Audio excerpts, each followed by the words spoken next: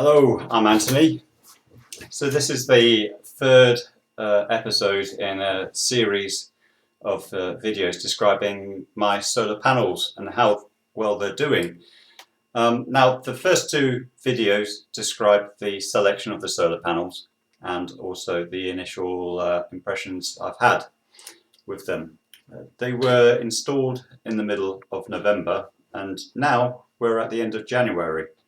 So we've got 2 whole months worth of performance to look at, and the results are interesting.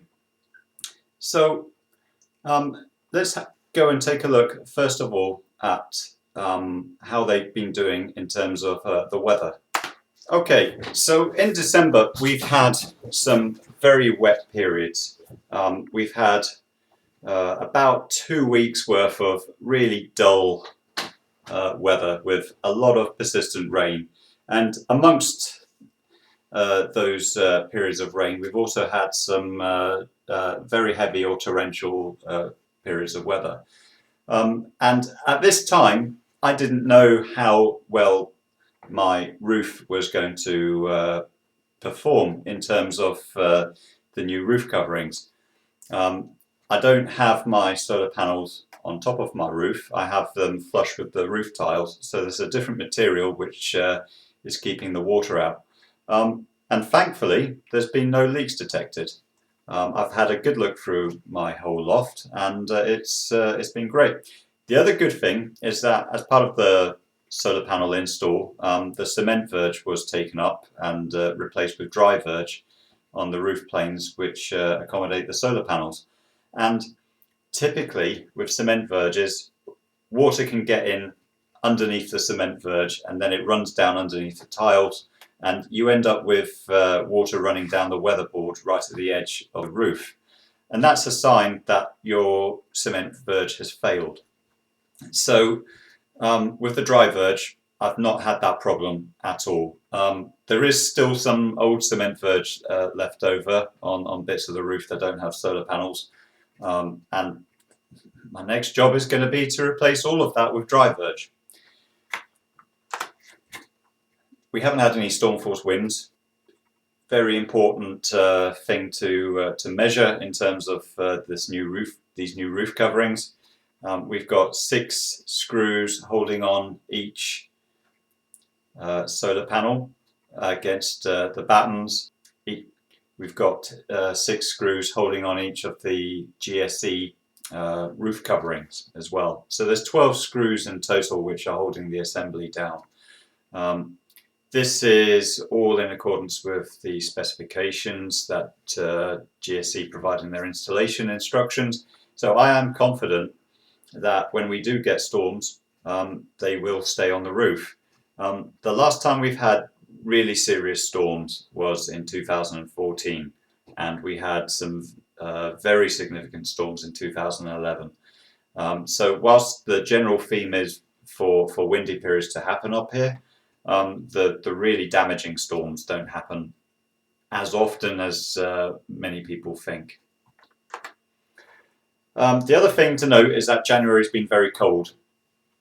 Sometimes we've had temperatures going down to -7 or 8 in the evening time, at night time, and that's not very cold for some people in Norway, but it's cold enough to have a look up in the loft and see whether there's any issues with condensation. Because the roof covering is thinner, it stands to reason that the roofing underfelt may be colder underneath the solar panels. And what I found was no condensation at all during those periods. If there was any condensation, it was above the roofing felt, which is very well ventilated. So I left my previous video with pine needles covering the roof panels, and cleaning was something I wanted to try and address. I didn't want to go up on my roof in order to do the cleaning, so I invested in a big long pole, and it's 7 meters long, it's telescopic, and it comes with cleaning accessories. And I've got a video which illustrates what that's all about. So every now and again my solar panels need a clean. Last time there was a lot of pine needles, and I wanted to find a way of getting up onto the solar panels in order to clean them without actually having to be on the roof. So this is what I've got.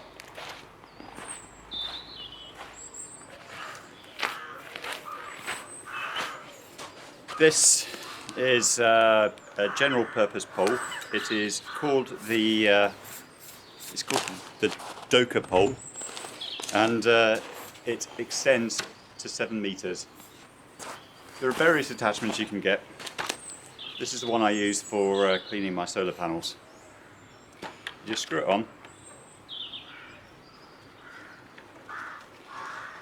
and microfiber cloth is what I use for general dirt. However, there has been a little bit of snow today. I don't normally bother with snow, especially when the sun is strong enough to actually melt it away. But the squeegee is sufficient for that as well. So I can use that for clearing spiders' webs from eaves and soffits. I'm not too sure what to use this for. And then you've got a proper feather duster as well. So once you've got the pole extended, so just take it up. We just place the squeegee gently on one of the panels.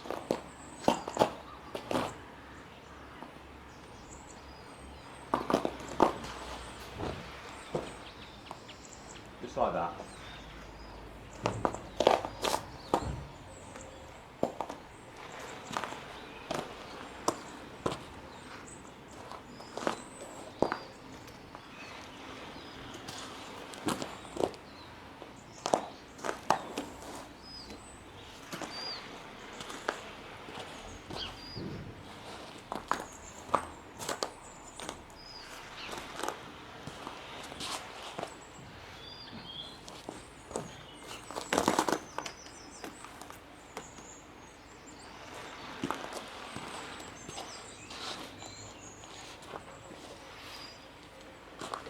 Okay, so that's as easy as that. But there is something else I've recently discovered. You can stick a GoPro on the end of it and you can get a good view of your house from above. So now the performance for December. We generated nearly 72 kilowatt hours of electricity. Now of that, just over 13% of that electricity was exported, and all told, 31% of my electricity consumption came from the solar panels. It should be noted though that I was away from home for 2 weeks, so if I was at home for the whole period, it would have probably been closer to 20% of my electricity consumption. So December is the darkest month of the year, and it's an interesting month because it can give you an illustration of how the rest of the year is going to perform. And it illustrates as well for me how much thinking needs to go into solving renewable energy requirements for the darkest month of the year. And overall, I'm going to need something other than solar panels for this time of the year. So in December, one of the things to note is the brightest days. This is the 22nd of December, and this is one day away from the day with the shortest amount of sunlight in the year. And here we got 5.3 kilowatt hours. That was a reference sunny day. There were no clouds at all. You can see here we've got this big dip, and that's caused by the tree, which is just south of my house. And all told, I was able to use most of the sunshine here, using washing machines and dishwashers to keep my load up at this period of time. Now, we had one other reference sunny day, and that was 2nd of December. And you can see there's quite a difference in 3 weeks in terms of how much sunshine there is falling on the panels. We've lost approximately 20% of output just in that period of time. Likewise, I think it's also a good idea to see what a bad day is. This is a good day, and good days don't happen all that often. So it's pretty poor, but in the middle of the day, we were still generating 440 watts of power. Bear in mind that the general load that we have, around 200 to 250 watts, that represents a typical daytime use in my house where I'm occupying my house. I've got my computer running, monitor running, lights, radio. That power is typically satisfied during the winter time. The only power that's not satisfied during the daytime is running a kettle. And what I typically do is I run my washing machines and dishwashers on the sunny days or on the bright days. And that means I can use as much sunshine as I can for doing useful things in my house, rather than doing useful things in my house when there's no sunshine at all. And that's how you save money with this with this arrangement. Okay, so January was much better than December. We generated not quite twice as much electricity, but nearly 131 kilowatt hours.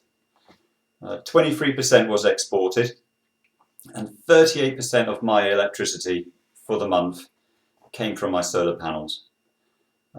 Again, I was away from home for some of those days, in this case just 5 days rather than 2 weeks. And in terms of badly performing days, 3 days we had less than a kilowatt hour. 2 of those were due to snow on the roof. Our best day was January the 23rd. I had 10.5 kilowatt hours.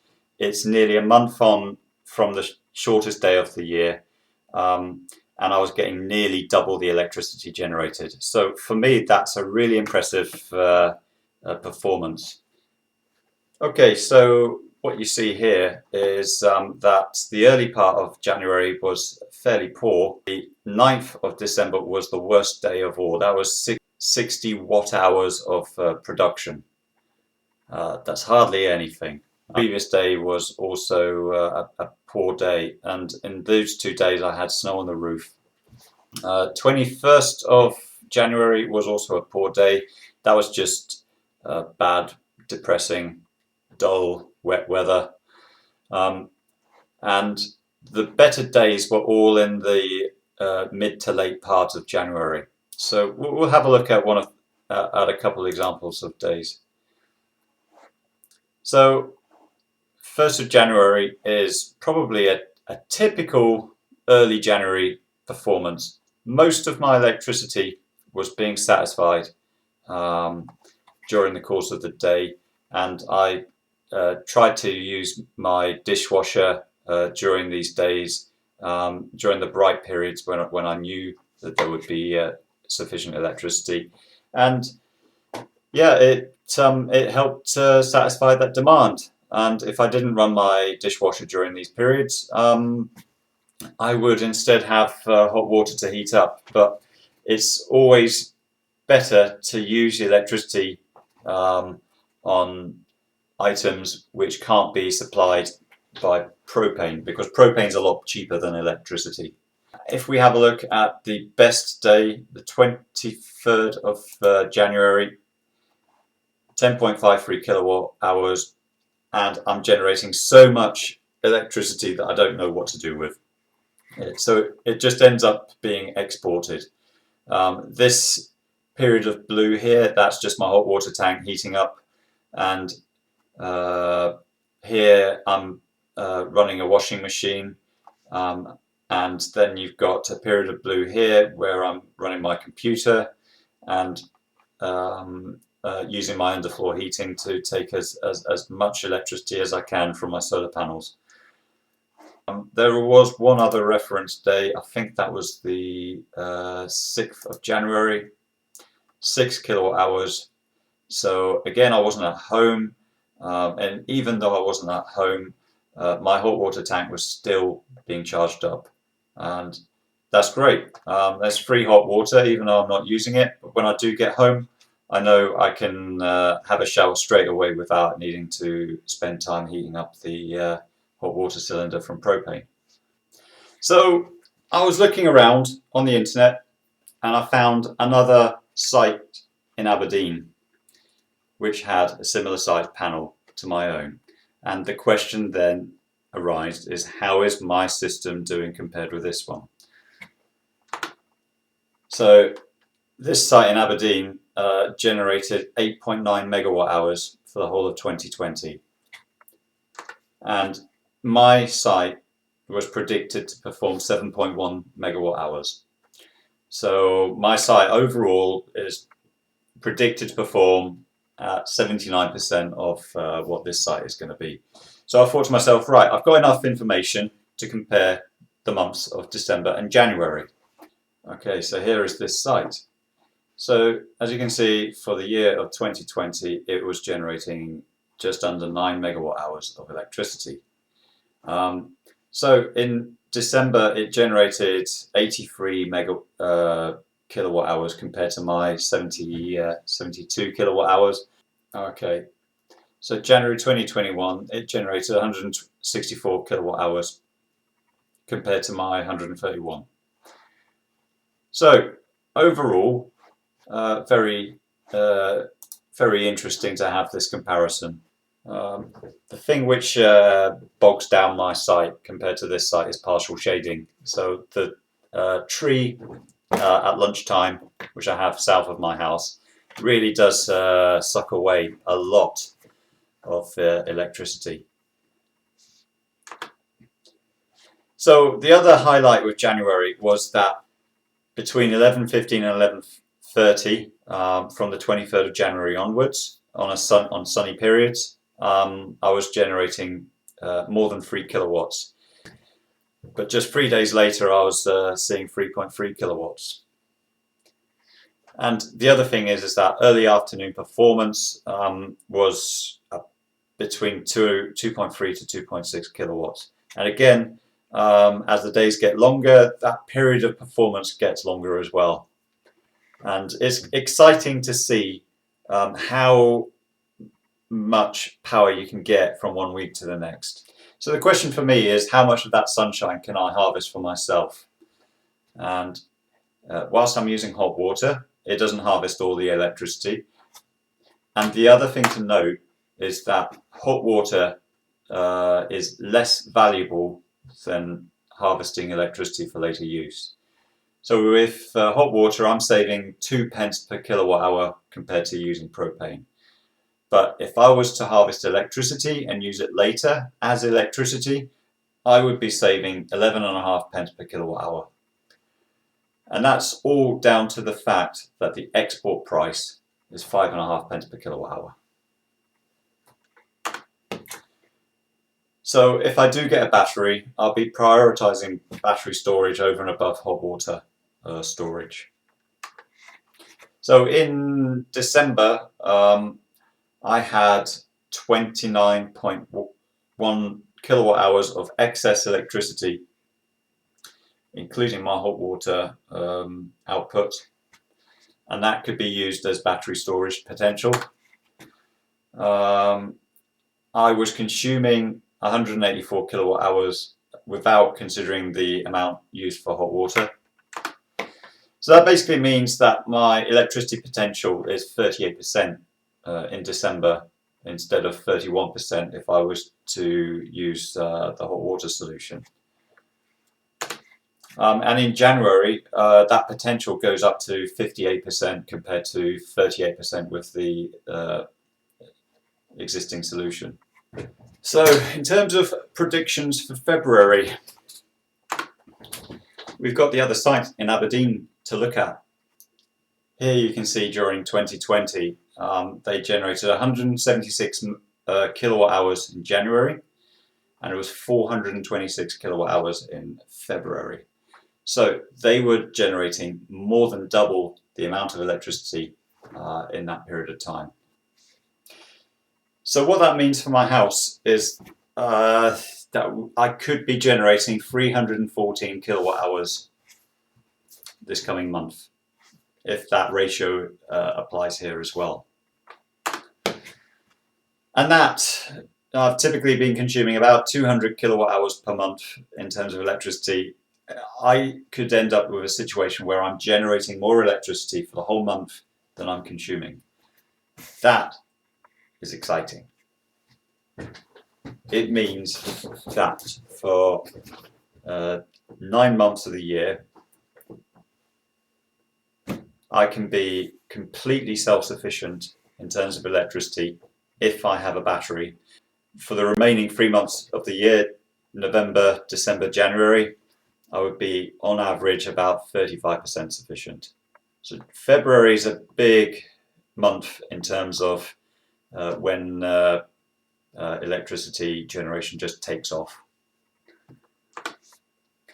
So in terms of electricity consumed, without hot water, about 22% of my electricity came from solar panels in December, and it would probably rise up to 38% in February.